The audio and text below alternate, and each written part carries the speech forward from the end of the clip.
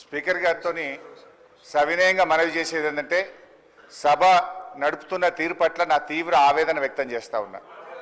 First క్వశ్చన్లో నేను చెయ్యెత్తితే మీరు సిగ్నేటరీ కాదు, మీకు మైక్ ఇవ్వమన్నారు. థర్డ్ క్వశ్చన్లో సిగ్నేటరీ కానటువంటి వ్యక్తికి మీరేమో ఇప్పుడు మైక్ ఇచ్చారు. ఎందుకు ఇచ్చారని మేము అడగడం లేదు. సభా సాంప్రదాయాలు అందరికీ సమానంగా ఉండాలని సవినయంగా మీకు విజ్ఞప్తి చేస్తున్నాం. ఇకపోతే మా సీతక్క గారు ఒక మాట అన్నారు, నా పేరు తీసుకొని, మీరు అప్పుడే డబ్బులు ఇచ్చుంటే బాగుండేదని. ఎస్, నేను ఇచ్చాను.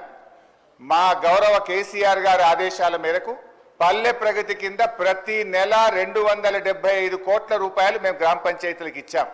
పల్లె ప్రగతి ప్రారంభమైన తర్వాత 3,300 కోట్ల రూపాయలు 3,300 కోట్ల రూపాయలు మేము గ్రామ పంచాయతీలకు ఇచ్చాం.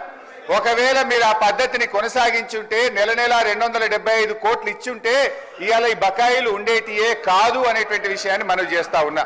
ఇవాళ కాంగ్రెస్ పార్టీ ఈ సర్పంచుల పాలిట, పేద కాంట్రాక్టర్లు, ఎంపీటీసీలు, జెడ్పీటీసీల పాలిట ఈ హస్తం గుర్తు భస్మాసుర హస్తమై కూర్చున్నది. ఇవాళ వాళ్ళ ఉసురు పోసుకుంటున్నారు. సో దయచేసి మంత్రి గారిని నేను స్పష్టంగా అడిగా, సంవత్సర కాలంలో మీరు క్లియర్ చేయలేదు. ఒక్క నవంబర్లో బడా కాంట్రాక్టర్లకు 1,200 ఇచ్చారు. అందులో సగం ఇస్తే సర్పంచ్ల బిల్లులు క్లియర్ అవుతుండే. ఎప్పట్లోకి ఇస్తారో స్పష్టంగా చెప్పండి అంటే త్వరలో ఇస్తాం, చూస్తాం, చేస్తామన్నారు. ఏడాది అయినాక కూడా చూస్తాం, చేస్తామనేటువంటి మరి బాధ్యతారహితమైన సమాధానం మంత్రి గారి నుంచి వచ్చినందుకు ఈ సభ నుంచి మా తీవ్ర నిరసన తెలియజేస్తూ వాకౌట్ చేస్తున్నాం.